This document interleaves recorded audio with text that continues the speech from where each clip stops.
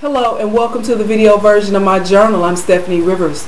Once when I was in high school, I cut class with a friend. We were smart enough to do a fake doctor's note, but we walked around the neighborhood where people knew me, where people knew I should have been in school, and unfortunately for me, they knew my mother's phone number. That was dumb. I'm not sure how many phone calls my mother got that day, but it only took one. I was her only child, so my mother kept close tabs on me. Even though we're only 20 years apart in age, my mother has never pretended to be my friend, and to this day I can count on her to tell me what I need to hear, not what I want to hear. When I got fired from Wendy's in high school because I forgot about an employee meeting, she called the manager and got my job back. And when my car was repossessed when I was in graduate school, she called the repo man and got my car back. If your mother is like my mother, her words carry a lot of weight. Fast forward to last July. I had written an agreement to do a business transaction with an associate, and I paid him in full up front. The work was to be completed in stages, but the final project was due by Halloween. I was dissatisfied with the first draft, and I told him so.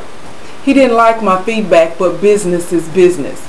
Maybe if I got more involved instead of just letting things happen, maybe I would be more pleased with the results, I thought to myself. But the business associate didn't see it that way. He didn't like my hands-on involvement, and he told me so.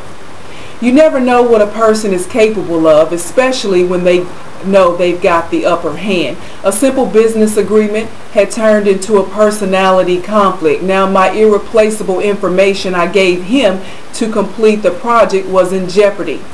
For nearly 3 weeks there was no word from him. The last thing he told me in early October was the project would be completed on his schedule, not mine, even though I was the paying customer.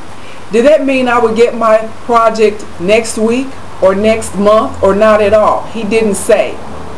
My Halloween deadline came and went with no word from him, and that's when it hit me.